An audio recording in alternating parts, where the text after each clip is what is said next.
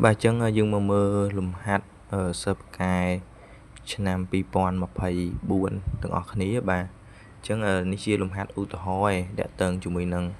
រលកជ្រុំបាទអញ្ចឹងបាទគេមានថាគេចងភ្ជាប់បាទខ្សែហ្នឹងទៅនឹង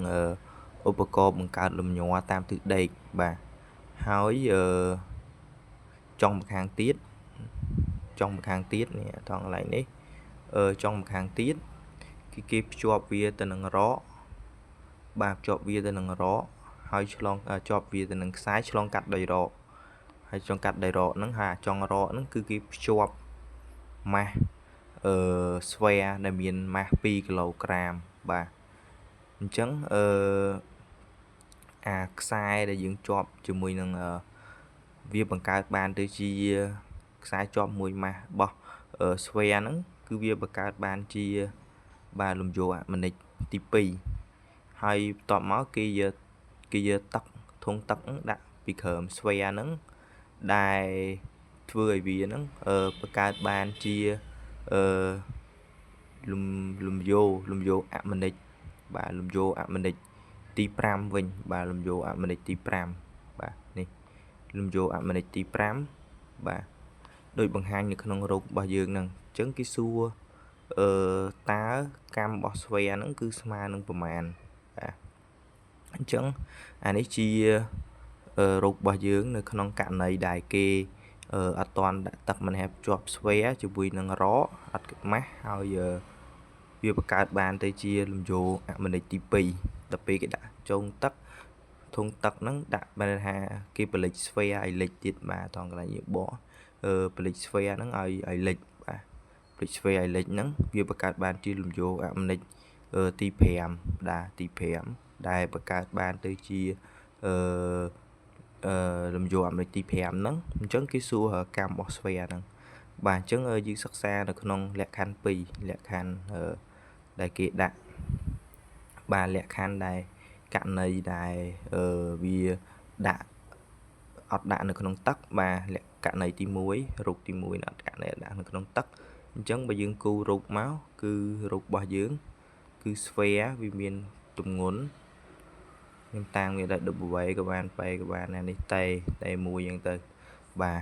ហាត្រង់នេះវាមានហ្នឹងហើយវាមានយើងជឿទិសដៅឡើងលើវិជ្ជមានទៅអញ្ចឹងតេស្មើប៉ុណ្ណឹងបាទអញ្ចឹងករណីទី2វាមាននៅតេ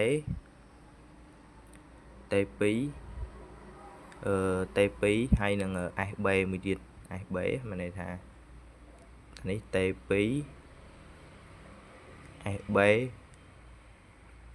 បាទជាមួយនឹង W បាទអញ្ចឹងឲ្យយកទិសដៅឡើងលើវិជ្ជមានទៀតយើងអាចទាញរើ SB បានហើយបាទអានេះគេតាំងដោយ B បាទយើងតាំង SB ក៏បានដែរមកពាក្យ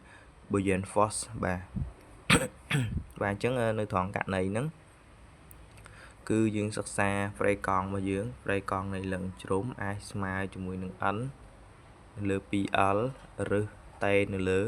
1ដែល1ហ្នឹងគឺវាស្មើ m នៅលើ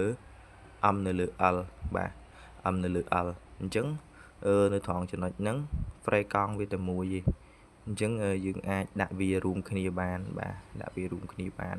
ហើយអានេះយើងខ្សែវាក៏ដូចគ្នាដែរប៉ុន្តែកាលណាយើងដាក់ចូលទៅក្នុងទឹកគឺវាកើតទីតាំងប្រយោគរបស់វាខុសគ្នាបាទបើយើងមើលទៅអានោះ2ប្រយោគអានោះ5ប្រយោគបាទអានេះចំនួន n អានេះជាតេបាទបន្ទាប់មកយើងទាញរកតេ2បាទទាញរកតេ2មក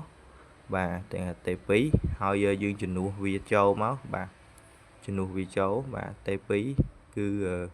យើងសាក់មូលជាមួយតេ1ប៉ុន្តែតេ1គឺយើងជំនួសវាដោយបាទជំនួសវាទៅបាន